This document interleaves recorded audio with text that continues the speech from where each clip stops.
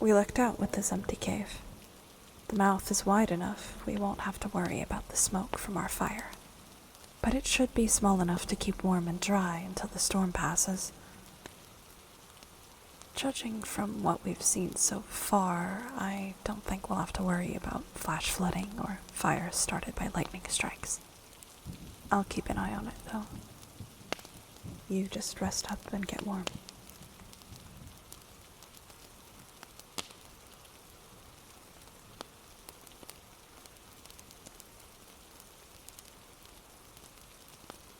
Whether or not you'd consider it a lot depends on your idea of normal. I've probably seen thousands of storms, if that helps. It rained often in my hometown. Often enough, I still carry an umbrella and makeup with me wherever I go.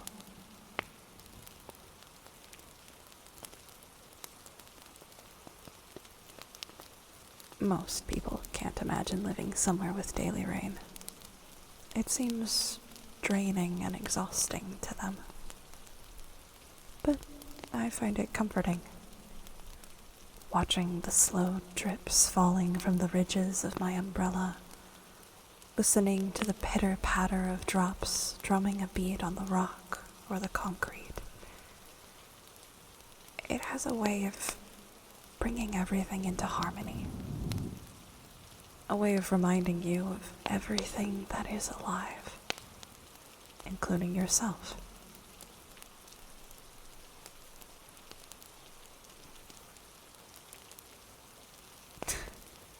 An interesting take for a self-annihilator. Perhaps.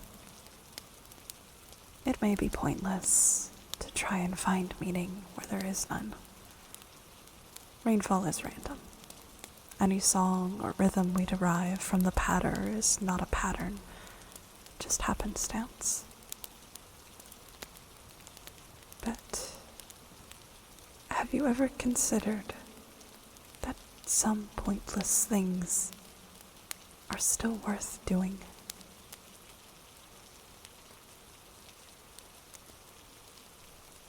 For many civilizations, rain is a life-giver, a gift of the gods. I once met a man who was born moments before a rainstorm arrived in the desert his people had been exiled to. To them, the rain was a sign that their god was still with them. It was a miraculous blessing, and so they treated him like the goddess's own child. And yet, due to circumstances beyond his control, he lost everything in a rainstorm a few short years later.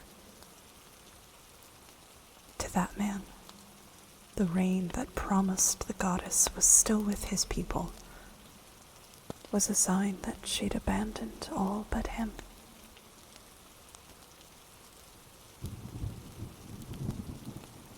In another realm, I met a man caught up in the tides of a perpetual precipitation. He stood at the shores of a vast ocean, watching the tides of souls ebb and flow.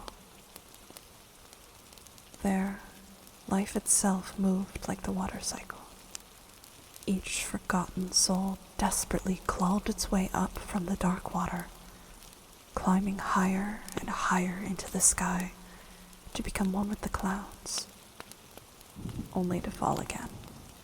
One drop among thousands in a never-ending rain.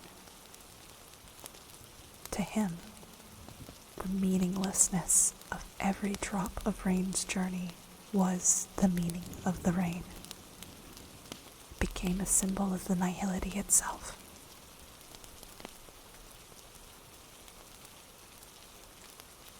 To the desert survivor, there was no point in living without his people. And yet he continued to push on, a child of the goddess, now a grown man, clawing for every next breath. For the Tide Watcher, even as he stood on that shore bombarded year after year by a never-ending cycle of nihility, he continued to watch, try and change the inevitable.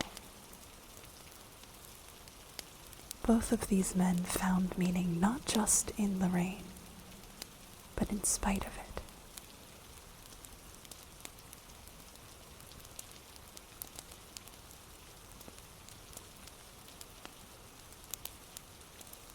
People often speak of fate and prophecy as if they were a black hole. As you draw nearer and nearer to a black hole, you inevitably hit a point of no return, where not even light itself is fast enough to escape the silent devouring. That point is called the event horizon. So many people see the course of their lives as much the same.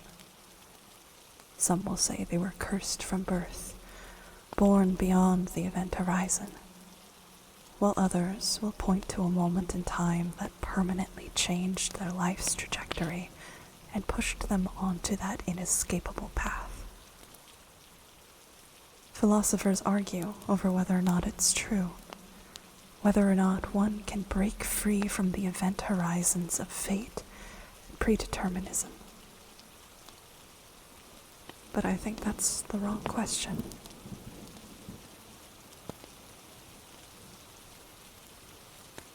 My home was once invaded by nigh unkillable gods.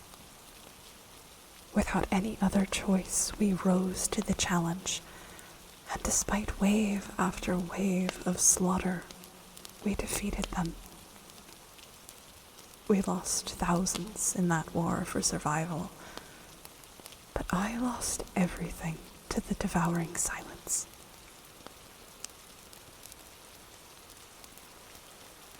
I spent so much of my life fighting for something that was doomed to die. It doesn't matter or help me to question whether that doom could have been avoided. It came for us, caught hold of us, and pulled us past its event horizon. Even my memories of home have slowly been pulled into the oblivion.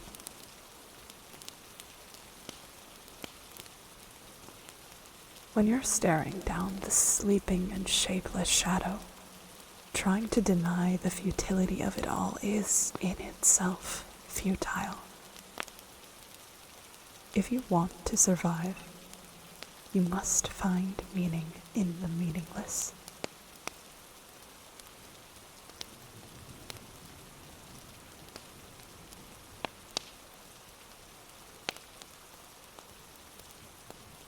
Don't feel bad.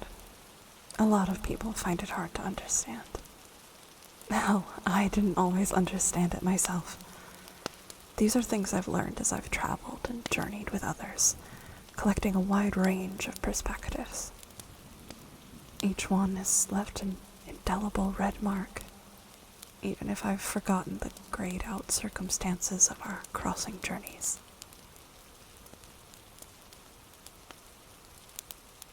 I once traveled with a writer who was determined to read at least one book from every inhabited world in the universe. He introduced me to an ancient story that still haunts me, even after so many other experiences have been annihilated from my memories. Maybe it'll help you understand what I mean. In the story, a man canoes up a river to reach an ancient temple. Housed inside is a towering statue of a long-forgotten god of many faces. The man lays down at the god's feet and falls asleep in order to achieve his life's goal, to dream a whole and complete person into existence. As you might expect, this isn't an easy task. His first approach is to dream of himself inviting souls into the universe and taking them on as pupils until he can find the perfect candidate to be brought into existence. But just as he narrows down his selection to a single soul, who in his dreams resembles his own self, he is suddenly stricken with insomnia. The struggle lasts until he decides to take a different approach and begins building a man in his dreams piece by piece, starting with the heart. The process is painstaking, and after several months of work, he begins praying to the forgotten god statue for guidance. The god answers in another dream. It introduces itself as the god of fire and promises the dreamer not only that his imagined man will come to life, but that the new man will be so real, only fire and the dreamer will be able to tell him apart from a flesh and blood human. This promise comes at a price, however. The new man must be sent downstream to another ruined temple to worship the god there. The dreamer agrees, and his new man is given life. For the next 2 years, the dreamer teaches the new man, whom he sees as his own son, everything he will need to know to be a true human being. Then, the dreamer erases his new son's memory of his own origins, so that not even the son will be able to tell he is anything other than human. The son is sent downstream, where he finds the temple and its nearby village, and after some time, the dreamer hears through travelers that his son has walked through fire without being burned. This proves the fire god kept his promise. But it worries the dreamer, as he's afraid his son will question how he could do such a thing, and will inevitably realize what he is. But before the dreamer can decide how to act on his fears, a forest fire tears through the jungle outside his own temple and traps him within. The dreamer realizes there is no escape, and chooses to accept his own death by entering the flames. Only, they do not burn him. In that moment, he realizes not only that he, just like his son, is a figment of a previous dreamer's imagination, but that he has perpetuated the cycle by creating another man who will no doubt dream up another.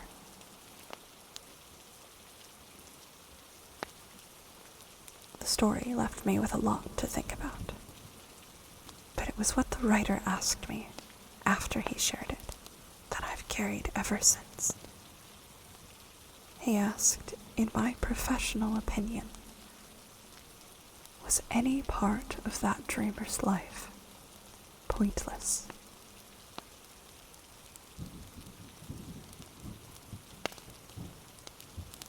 Some people would say the dreamer's very existence was meaningless, as he was just a figment of the imagination, maybe less if the dreamer before him was also an imagined man.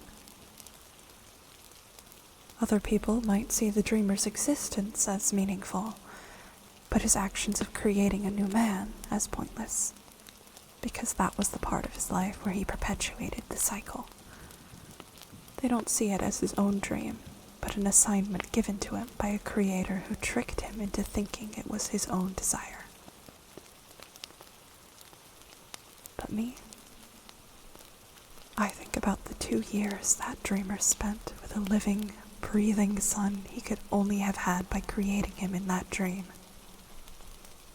I think about what he might do with his life after the forest fire, after the short story ends, now that his prescribed goal of creating a man is complete, and he at last knows the true nature of his own existence. To me, those little flickers of crimson love and a hope for a future were the point. The significance of his life can't be found in his grand achievements of following the path imagined for him, but in the little moments where he made that path his own. So much of life is like that. Give 10 artists a subject to paint and you'll receive 10 completely unique paintings. Some might look similar, but even if the only difference between yours and mine is a single shade of red, that marks them as our own. The dreamer in the circular ruin taught his son and sent him off to go worship at a temple, to make another man, to continue the cycle. But he never once taught him to love that new man as his own. When the dreamer viewed the man he'd created as his own son, that was his own choice, his shade of red. His son might go on to fall in romantic love with the man he dreams up, or he might hate his new man. It doesn't matter that he'll send the new man on to the next ruin to continue the circle. It doesn't matter that his life's trajectory is inevitable. Some tasks have to be done, even if they are pointless. Striving to find the glimpse of fleeting red in that black and white pointlessness is the point. That's where you find your answers.